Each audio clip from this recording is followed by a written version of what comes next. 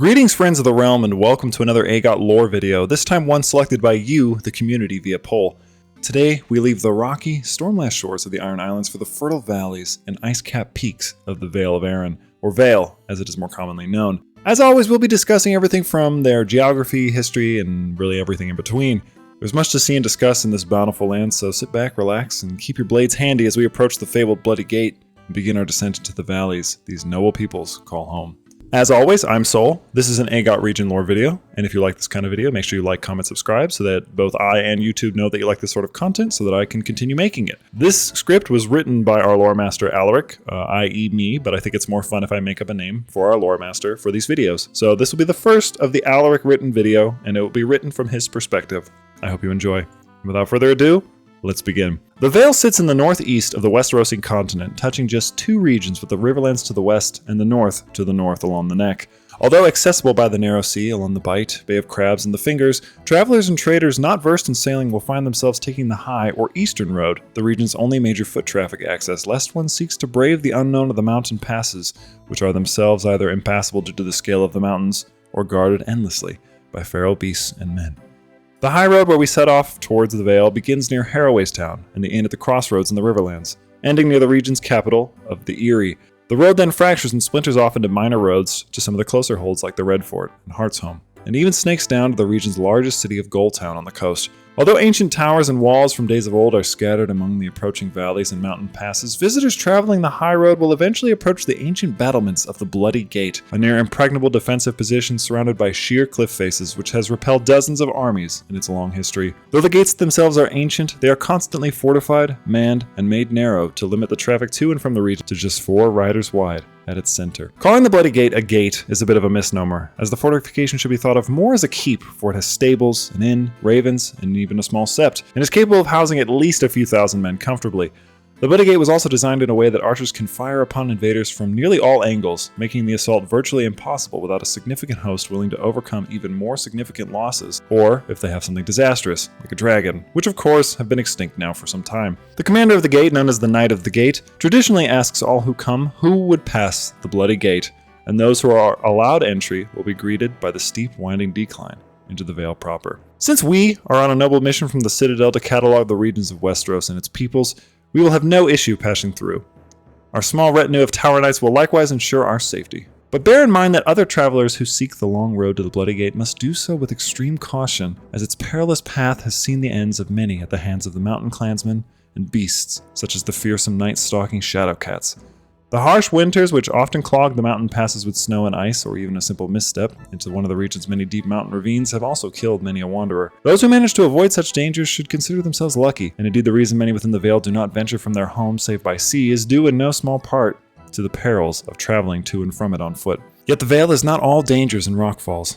In fact, the Vale of Arran, the name of the valley where the region gets its name, is quite lush, and you could even say idyllic. Once visitors pass the Mountains of the Moon and enter the valley proper, they are greeted by a land abundant with vistas of rich vegetation, bountiful farmland, and gorgeous mountain peaks.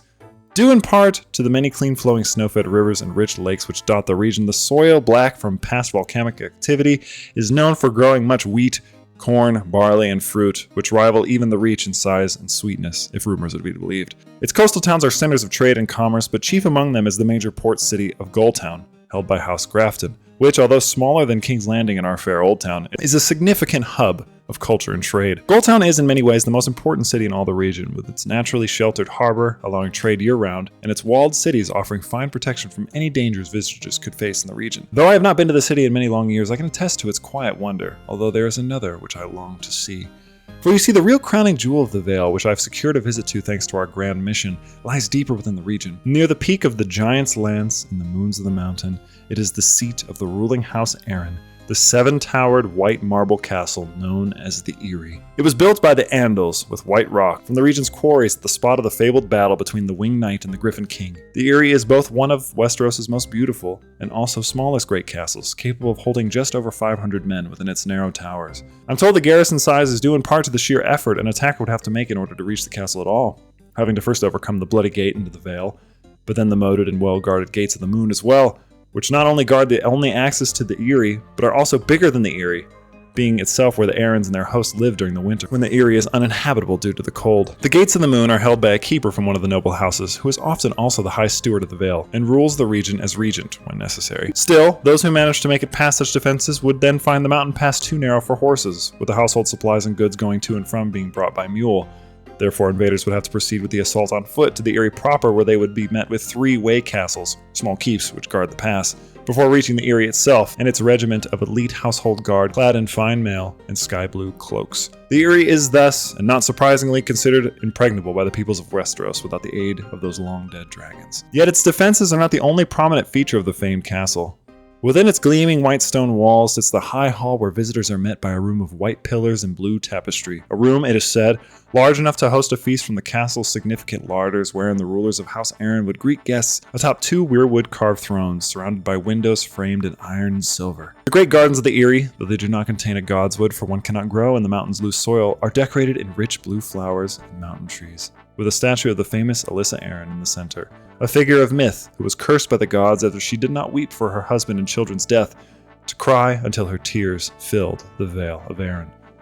Much of the castle is decorated in this carefully beautiful manner, but perhaps the most famous or rather infamous feature of it are its jails, which I hope to see when we arrive, and style of executions, which I pray we do not. The sky cells are said to be carved rock shelves, open to the elements with sloping floors that face 100-feet drops. It is here that many prisoners meet their ends, choosing to jump over judgment or further madness from the cold winds.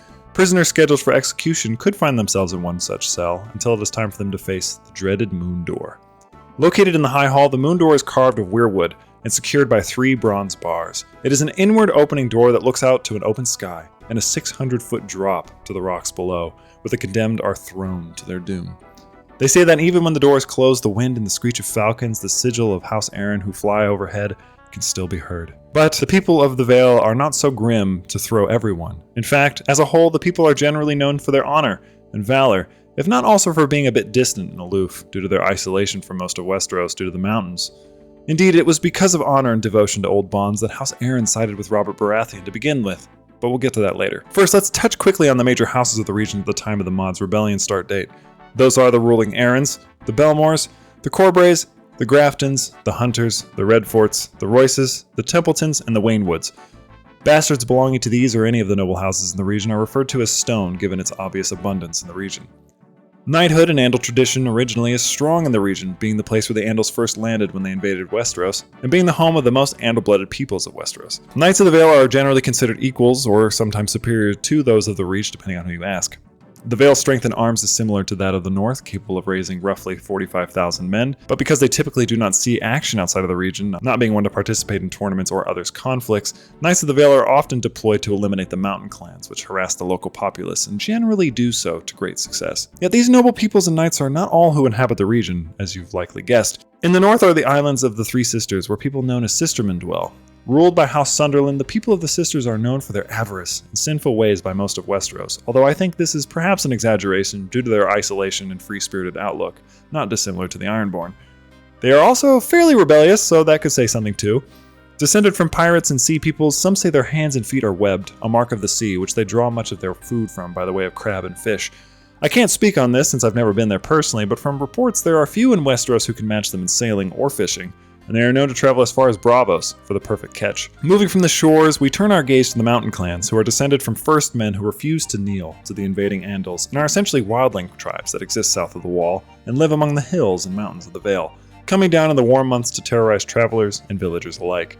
These tribes are among the few in all Westeros who do not subscribe to the feudal system of the continent, and instead live as their ancestors lived, in a, quote, free society of equal say, where might makes right, and men are free to live as they will, without worry of a lord taking what is theirs from them. Though they are often pushed back from raiding any major settlements, they are still a considerable danger for any traveling in small groups throughout the passes, as they attack quickly and without remorse, leaving many in their path dead or defenseless to the elements and beasts of the region. Some of the major clans include the Black Ears, the Moon Brothers, the Painted Jogs, and the Stone Crows. In my previous travels in the region, I saw them once, but from afar. Thankfully, the retinue I was with was large enough to dissuade a closer inspection. But with this picture of the region painted and a long road still ahead of us, let me touch a little on some of the history leading up to this rebellion so you can feel a little more acclimated with the goings-on of the past.